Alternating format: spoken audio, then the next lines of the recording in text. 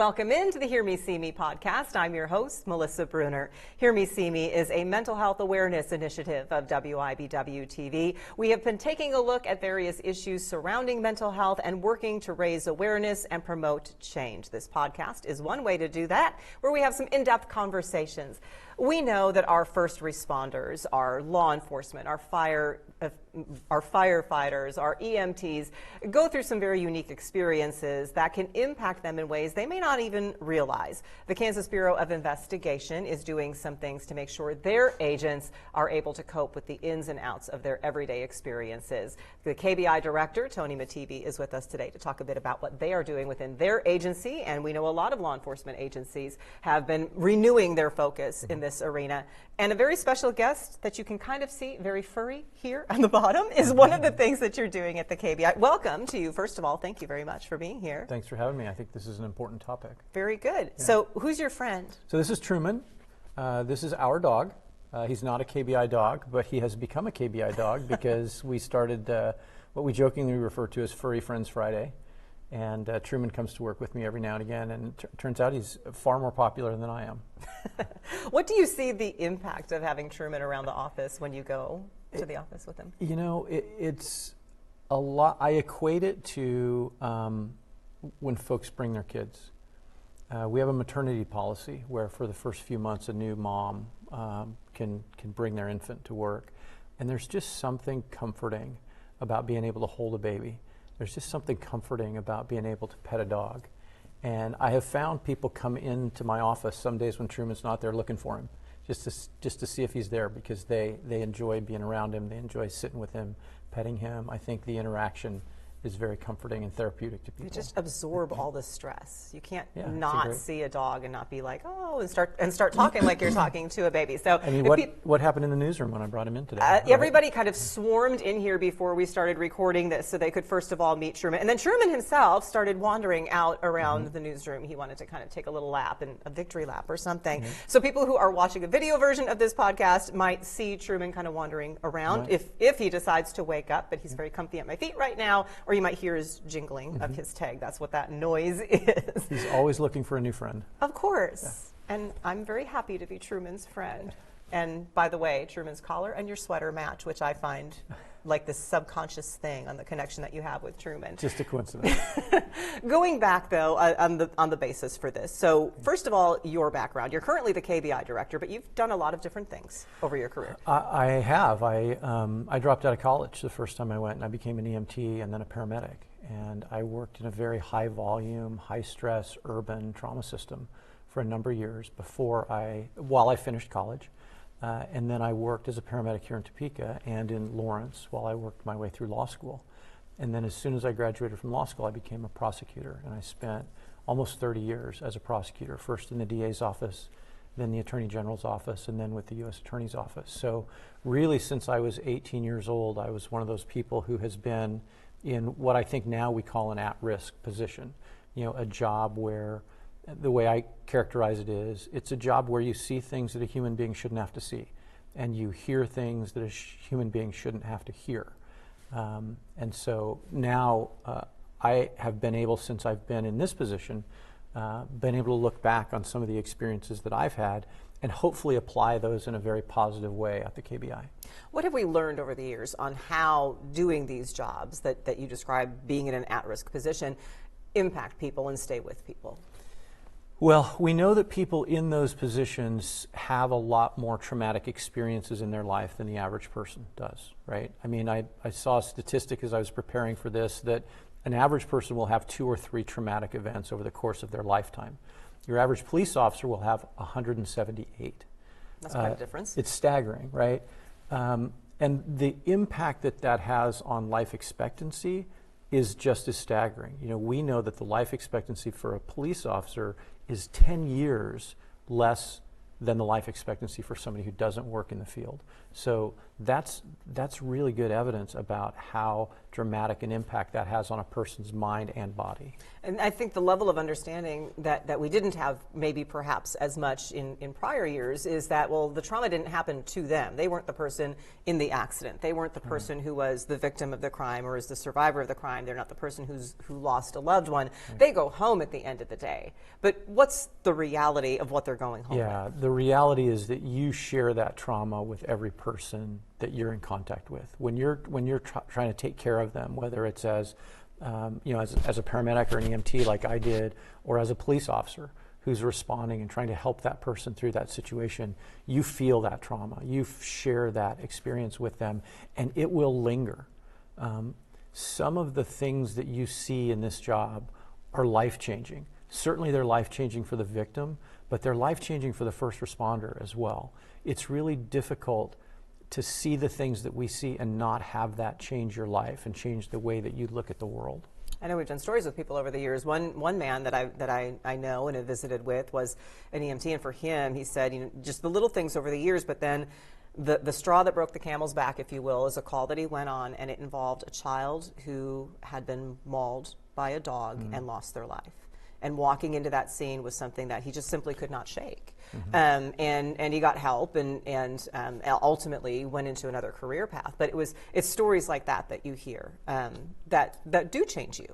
Yeah, I had kind of a moment like that as a paramedic where I had spent many years as a first responder in a very busy urban 911 system, and I didn't feel like it ever really bothered me. And then I did have one call where, as I walked away from the call at the end, I could sort of feel the impact of it. It felt like I'd been hit in the chest, and it was a call involving children, a number of children, some of whom were killed, some of whom had very bad injuries. And even though I said that years later I looked back and hadn't realized the impact that had on me, but it was an experience that at the time you could feel it. You could feel viscerally. I wasn't the victim. I didn't die. I was going home at the end of the shift.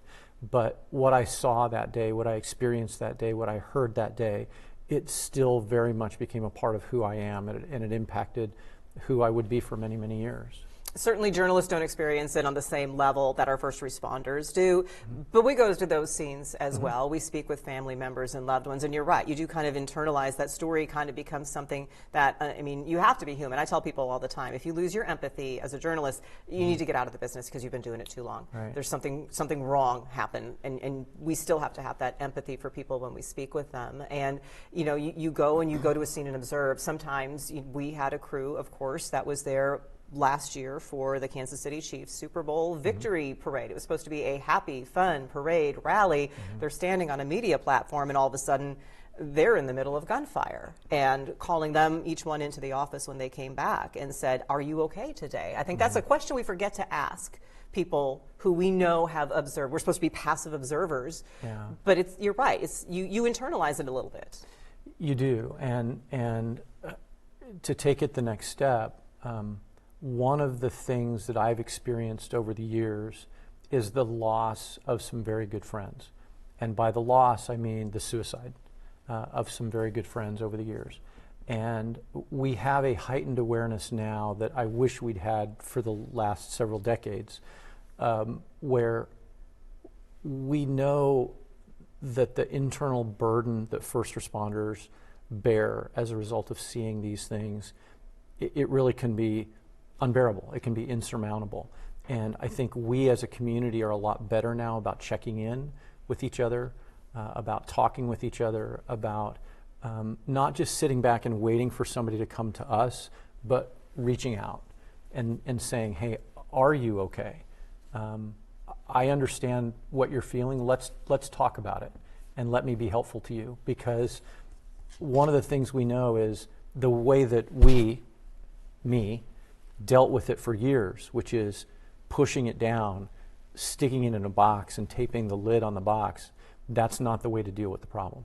The way to deal with it is to get it out and to talk about it. So you, as a boss, came into the Kansas Bureau of Investigation. You looked around. What kind of mental health support existed? At the time, the KBI had what I would characterize as a really good peer support program and a good wellness program for the employees, but they were already in the process of trying to make it better. And so I had the opportunity just to help with that. And while I was there, one of the things that happened was that we got a grant. Representative Sharice Davids was very helpful to us in obtaining this grant for the purpose of improving the wellness program for our employees. And so one of the things that we did was we hired an in-house psychologist. And then another thing that we did is we have started offering wellness time to our employees. So every KBI employee gets paid 3 hours a week of their paid time is wellness time. And they can do something that makes their life better, that makes them healthier, whether it's physically healthier or mentally healthier. So we call that wellness time. And now we have an in-house psychologist that we make available to everybody. And then we require annual wellness visits for what we term as our at-risk employees, the agents, the crime scene folks, the people that we know we're putting them in a position where they're having to see and experience really difficult things on a regular basis. There was something very interesting that happened when you started that wellness time. We're going to take a quick break and we're going to pick up the conversation there.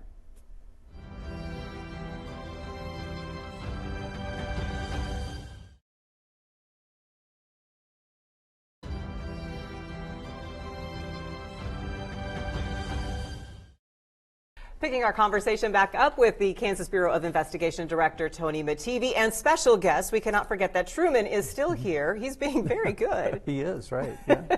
So you implemented a wellness program, and you had mentioned that you have a psychologist right, on staff. How did you introduce the psychologist to folks, and how frequently is the psychologist used? So we were very particular about wanting a psychologist who is culturally sensitive. And by culturally sensitive, I mean somebody who's familiar with first responders, who is familiar with what they see on a daily basis and is familiar with the culture of law enforcement officers and first responders. So it was very important to us that the person that we bring in was what we call culturally aware, culturally sensitive. And what we ended up with, we found a woman we were very, very excited about, retired Johnson County Sheriff's Deputy. Erin O'Donnell she spent a career with the Johnson County Sheriff's Department, pursued an advanced degree in psychology, and we were very excited when she agreed to come on board with us as our in-house psychologist. And in the process of introducing her and introducing this program, I mentioned to you, we make this mandatory for our at-risk personnel. Anybody who's a commissioned agent, anybody who responds to crime scenes, things like that, those at-risk positions, an annual wellness visit is mandatory for them.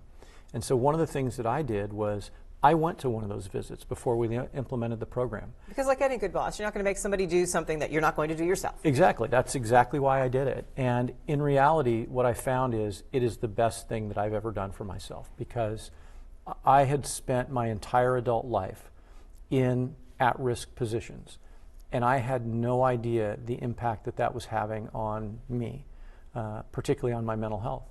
And when I sat down, I went to one outside the agency who deals only with first responders. And she helped me understand the concept of cumulative stress and sort of slow burn PTSD and what that looks like. And in reality, going to that visit was the best thing that I had ever done for my own mental health. What did you learn about yourself? I learned that I don't deal very well with those kinds of situations. I mentioned it earlier. I mean, what I learned is what I talked to you about a moment ago, that you can't take those feelings that are generated by those experiences and stick them in a box and put the lid on and then tape the lid on and shove it down deep or put it back in the back of the closet somewhere. You have to talk about it. You have to get it out in the open, and you have to do it in a productive way.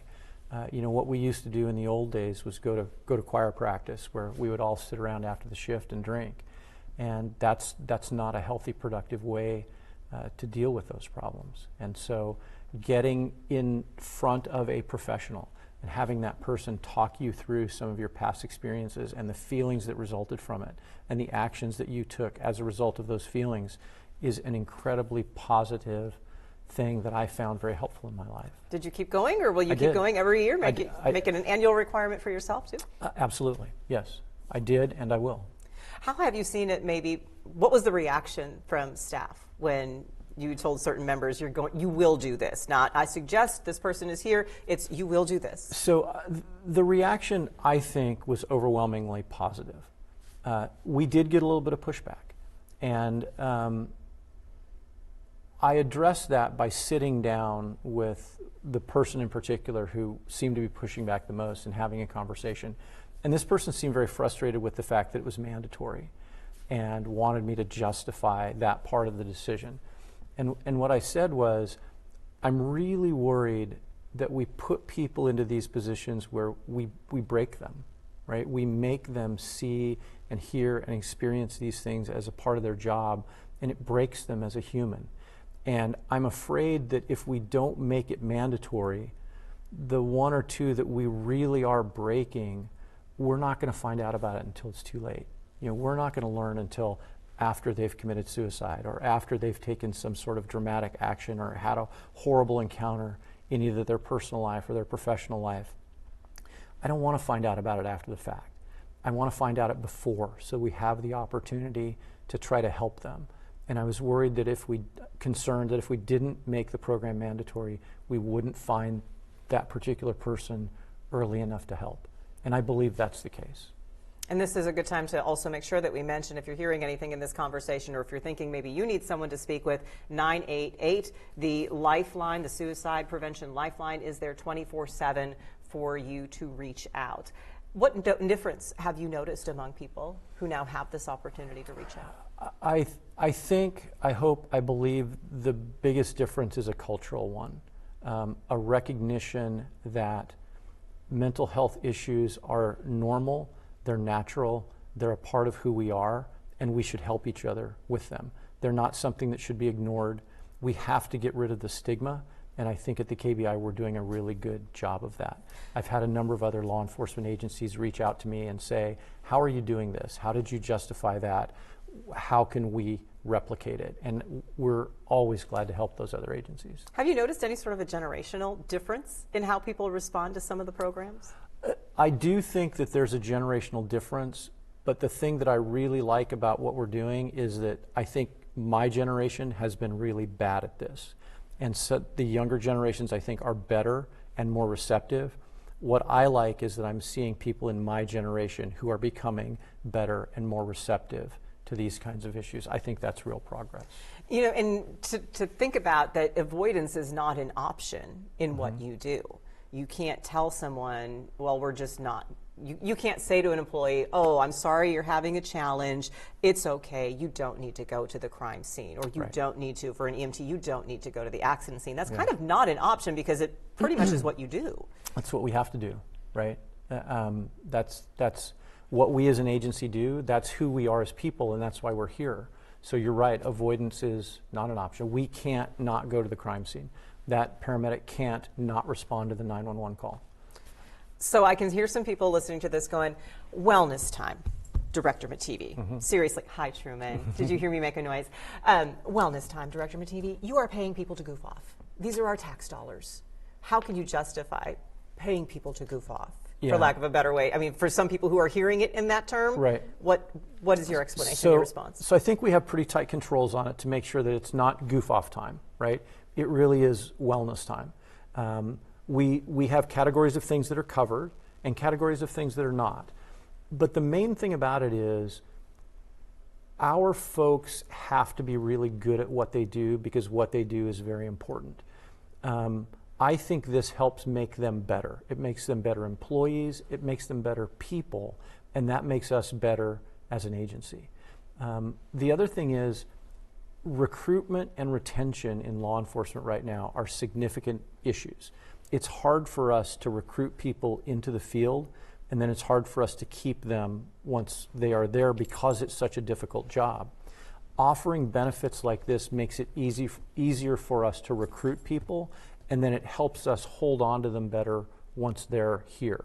So it's in everybody's best interest that our agents, for example, be experienced people who've been around for a while. The more crime scenes our folks go to, the better they are at their job. So we want experienced technicians responding to those crime scenes. Anything that helps us keep people in the job for longer is to everybody's benefit. It's to the benefit of every citizen in Kansas. How much does it help them in the human interaction that they have to do as well? Because they're coming into contact with people, they're investigators, they're professionals, but at the same time, to do their job and to do it well, they're coming into contact with people who have been through, in many cases, the worst experience of their life. Yeah. Have you noticed any changes in how do you think it helps them in being able to have those conversations and those interactions? I think we're very lucky as an organization because we have an incredibly professional workforce. I'm not going to say that we've seen an improvement in the level of professionalism since we've started this, because I think we started from a very high level. What I will say is I talk to every new agent class, spend a lot of time with new agent classes, and one of the things I tell the new agents is, you are our ambassador, right? The rest of all of your coworkers are putting their reputations. I am putting my reputation in your hands. And I need you to remember that when you go out and deal with the public, when you deal with other law enforcement agencies, you are as an ambassador for me and for the rest of the agency. And I think we're very lucky that we have people at the KBI who take that very seriously. How have you worked to communicate this entire message to the KBI as an organization and the importance of mental health? So one of the things that we do, and we have, this predates me, this had been going on before I got to the KBI, but one of the things that we do every year, without exception, is we do an agency-wide wellness training. We bring, even though we have almost 400 employees spread all across the 88,000 square miles of Kansas, this is one time where we bring everybody into headquarters. We approve travel and expenses for spouses as well. We want our employees to bring their spouses to this wellness training. And we talk about things like mental health, suicide awareness, resiliency. We have inspirational and motivational speakers. And this year, I've got to tell you, we had one who was a 17-year-old who is the most inspirational speaker that I have ever heard in my entire life. So I think we do a really good program for people. We make sure that it's not repetitive from year to year, that we're giving them new material. And we do it for them every year, and we do it for the entire agency.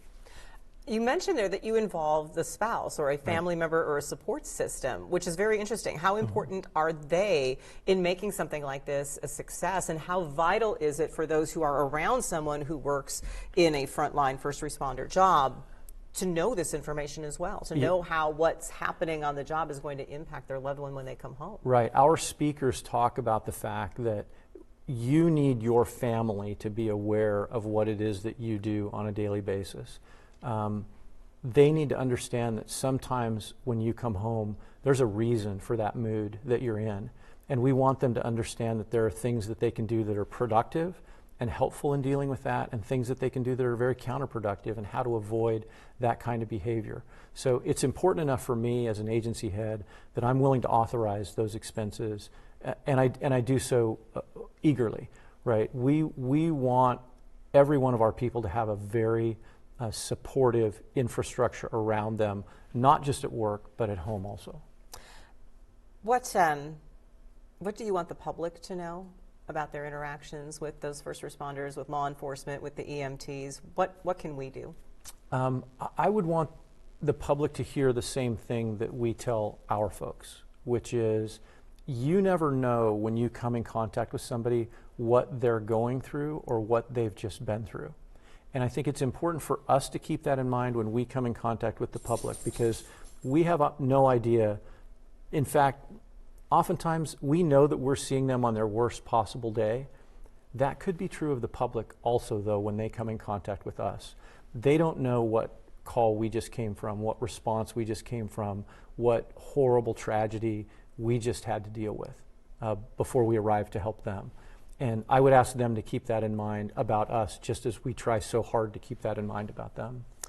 When you think about the investment that should be made in mental health and how we as a society should talk about it, how do you get past that You know, you talked about some pushback when people were told they would have to see the psychologist. How do you get past that? I mean, maybe even for yourself, that you're supposed to be the leader, you're supposed to be very, very with it, you're supposed to always have a grasp on everything, but even for yourself to kind of let go and let those around you know that it's okay for them to, well, I wear it on my wrist, it's okay to not be okay, it's okay to talk about and speak up. And not feel like you're going to be looked down upon as someone who, well, I guess I can't give them the big assignments anymore because they can't handle it. Right. Well, one of the things that I've tried very hard to do, and I have since my very first day, I was fortunate in some respects because the agency-wide wellness for 2023 happened my first week on the job. So I had the opportunity to stand up, and even though it's very difficult to address a 400-person statewide agency, you know, to address all those folks in person. I had the opportunity to do that my first week on the job. And one of the things that I did was I took advantage of the opportunity to talk about this issue. It was at a wellness in-service, and I talked about the fact that over the years I have lost way too many friends to suicide. And I want us to foster and promote an environment where we're taking care of our own mental health and we're taking care of each other's mental health as a culture, as the culture of our agency. And I hope that by showing folks my experience and my vulnerability, if you will, in that regard, I hope that made them more willing to talk about their own experiences and their own vulnerabilities. At the end of the day, we have to take care of ourselves before we can take care of others. We do. And Melissa, I've talked about our wellness program. I haven't really talked about peer support. Yeah. And the fact that we have, and we've had at the KBI since long before I got there, a phenomenal peer support program. We have people inside the agency who have devoted substantial parts of their lives to making sure that their peers get the emotional support, the mental support that they need, especially during times of crisis. We have a very robust, very active peer support team at the KBI. It is an ancillary duty of all of the folks who are on the peer support team. They do that in addition to their other responsibilities, but they provide assistance to all of our folks within the KBI and really even all of the folks in the first responder community across the state of Kansas. They get called to events that don't even involve our agency to provide emotional support and peer support. We know that last year they had, I think the number was 400. Our peer support team had 400 peer support contacts with people both inside and outside of the KBI. So in addition to having what I think is a first-class wellness program, we have an amazing first-class peer support program at the KBI as well. How vital is that? Is it that shared experienced part that becomes so important there? It really is. You know, one of the experiences that I bring with me to the table is, you know this about me, I spent 5 years prosecuting the case against the guy at Guantanamo that blew up the USS Cole. Mm-hmm. And I learned a lot about PTSD in the course of interview. We interviewed every sailor who was on that ship at the time of the attack, as well as agents and who responded, Marine FAST team who responded. But I learned a lot about what to do and what not to do when there's been a critical incident like that. And I can tell you the Navy has matured and grown over time, and they figured out that they weren't handling things very well, 20, 25 years ago. I know that's true of our community as well. We have grown. We've gotten better at doing these sort of things. Wellness, peer support, sharing those experiences, getting your feelings out in the open. It's a huge part of healing. Just language matters and words matter. Mm-hmm. My background as a survivor of violent crime and abduction. When a reporter called and said, "We were just coming to campus to hunt you down," I'm like, probably not the best language to use with someone who'd just been grabbed off the street. Probably sounded better in your brain, didn't it? Maybe it did. But those are the sorts of things that I think peer support can do. People who've been there, who truly know what you've been through. I don't know what you've been through. I don't know what a law enforcement officer goes through on a daily basis. Mm-hmm. I can tell you I talk to a lot of them, but I don't know myself personally being in those shoes. Yeah, being able to sit down with somebody who has been in your shoes, who's run that very kind of call, who has lost a friend, that kind of thing, it can be really liberating when it comes to talking about it, in my experience. Well, I appreciate you, and I appreciate what you are doing for the KBI and the agents and law enforcement across the state when it comes to mental health and wellness and making it a priority. We have a lot of resources for you, no matter what your experience is, organizations that can help you with that shared experience on WIBW.com/hearmeseeme, because we all are different people. We all have different backgrounds, experiences, and things that we feel and see every single day. And as far as we can help you talk about that and bring it out into the open, Tony Mattivi, we appreciate you. Truman is wandering around, still here. Come here, Truman. Come make one more final appearance before we go. If it's a Truman that you need in your life, find a Truman. Melissa, this is important work that you're doing. Thanks for doing it. Thanks for getting the word out there. Appreciate you sharing your story. And until our next conversation, please always remember, we hear you, we see you.